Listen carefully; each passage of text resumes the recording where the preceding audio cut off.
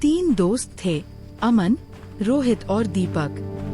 तीनों कई सालों से शहर में रहकर मेहनत कर रहे थे और आज कई बरसों बाद कमाई लेकर अपने गांव लौट रहे थे।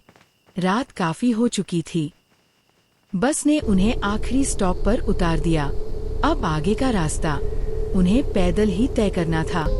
चारों तरफ घना सन्नाटा था, ना कोई आवाज, ना कोई इंसान, बस उनके कदमों की आहट और दूर कहीं कुत्तों के भौंकने की आवाज। चलते चलते अचानक रास्ते के किनारे एक पुराना टूटा-फूटा बंगला दिखाई दिया। दीपक रुक गया, धीमी आवाज में बोला, यार, ये बंगला पहले तो यहाँ नहीं था। अमन हल्की हंसी के साथ बोला, अरे पगले, डरपोक मत बन। रात हो रही है, चल यहीं रुक जाते हैं, सुबह होते ही निकल लेंगे। रोहित ने भी हामी भर दी। तीनों धीरे धीरे उस बंगले के अंदर चले गए और तभी धड़ाम, दरवाजा अपने आप जोर से बंद हो गया। तीनों चौंक गए। अचानक हवा ठंडी हो गई, इतनी ठंडी कि सांस से भाप निकलने लगी। दीवारों से धीमी धीमी रोने की आवाजें आने लगीं, कभी किसी औरत के रोने जैसी, कभी बच्चों के सिसकने जैसी।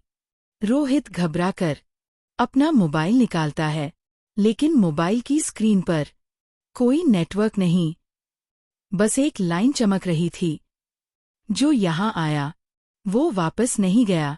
तीनों के चेहरे एकदम सफेद पड़ गए। तभी ऊपर से घुंघरुओं की आवाज आई, टिक टिक टिक, जैसे कोई सीढ़ियों से उतर रहा हो। तीनों की नजर सीढ़ियों पर गई और तभी एक औरत दिखाई दी, सफेद साड़ी में।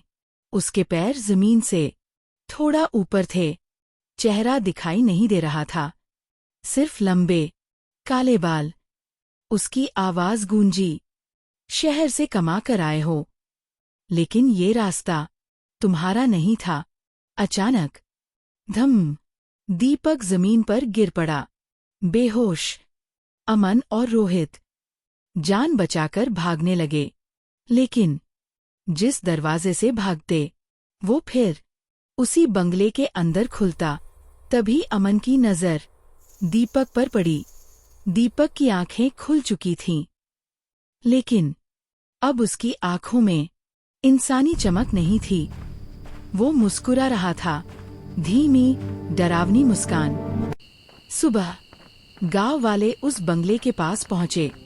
बंगला वैसे ही खड़ा था, अंदर कोई नहीं, बस बाहर 3 जोड़ी जूते पड़े थे और दीवार पर नई लिखावट उभरी हुई थी, 3 और आ गए। Story created by Rajan Sahani, voice created by Rajan Sahani, video editor Rajan Sahani, Instagram @52 Rajan Sahani 7797, YouTube @Rajan Sahani, graphic design 2025।